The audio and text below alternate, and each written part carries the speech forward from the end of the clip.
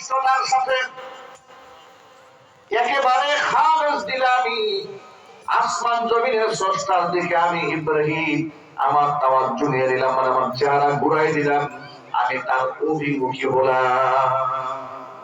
ওয়া আনা মিনাল মুশরিকিন, আমি যেই কাজ করে মুশরিকদের অন্তর্ভুক্ত হব না। আল্লাহু আকবার বলেন।